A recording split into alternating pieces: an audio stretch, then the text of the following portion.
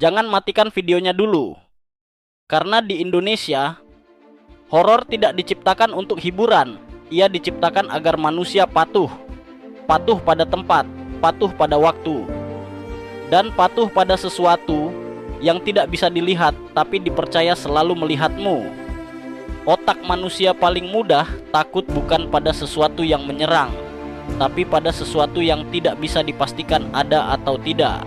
Ini disebut ambiguous threat, ancaman samar yang membuat rasa takut bertahan lebih lama daripada ancaman nyata.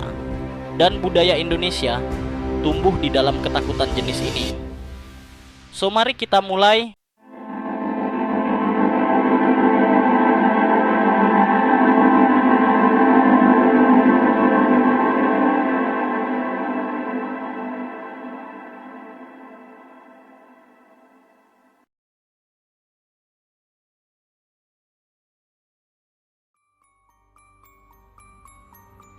Di banyak negara, horor adalah genre, film, cerita, hiburan semata.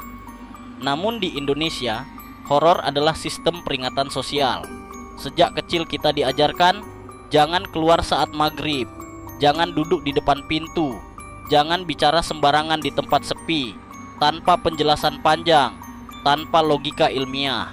Karena larangan tidak dimaksudkan untuk diperdebatkan, ia dimaksudkan untuk dipatuhi. Dalam antropologi, ini disebut fear-based social control, aturan sosial yang dijaga melalui rasa takut, bukan hukum tertulis. Pernah bertanya kenapa orang tua kita melarang banyak hal, tapi jarang menjelaskan alasannya. Mereka tidak menyembunyikan kebenaran, mereka hanya tahu ada hal-hal yang lebih aman jika tidak dijelaskan. Horor sebagai kearifan lokal. Horor Nusantara hampir selalu punya pola. Ada larangan, ada pelanggaran, ada akibat. Contohnya, kuntilanak sering muncul di pohon besar dan tempat sunyi. Pesan tersembunyi: hormati alam, jangan sembarangan.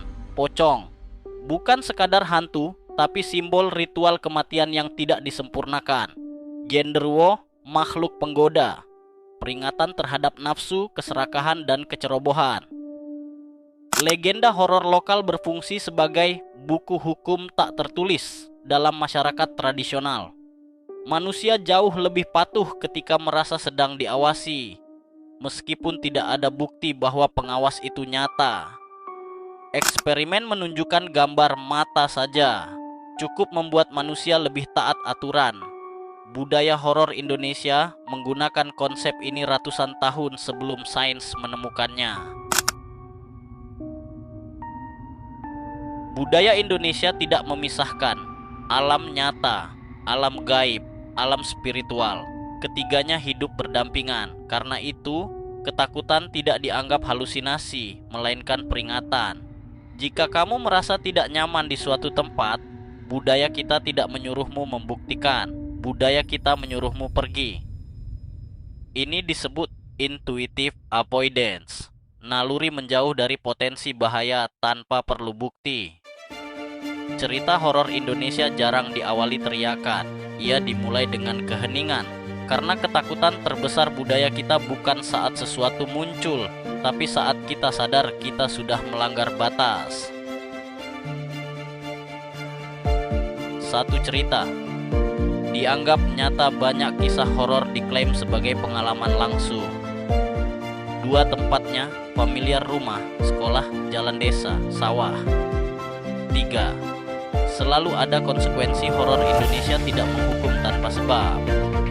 4. Diturunkan lisan. Cerita diwariskan, bukan ditulis. Cerita emosional disimpan di amigdala, membuatnya lebih sulit dilupakan dibanding informasi biasa. Semakin modern suatu daerah, cerita horornya justru semakin gelap. Kenapa?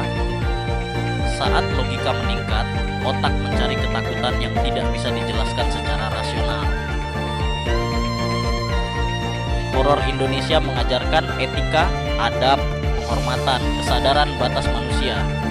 Ia tidak menghilang oleh teknologi, ia hanya berubah medium dari cerita lisan ke film ke konten digital. Kalau horor Indonesia hanya mitos, kenapa larangan-larangannya masih dipatuhi? bahkan oleh mereka yang mengaku tidak percaya. Mungkin horor Indonesia tidak pernah bertujuan menakuti. Ia hanya ingin memastikan manusia tidak lupa bahwa ada batas yang tidak selalu bisa dijelaskan, tapi selalu terasa. Kalau kamu suka pembahasan horor dari sisi budaya dan fakta, subscribe dan follow channel ini. Karena di sini kita tidak hanya takut, tapi memahami.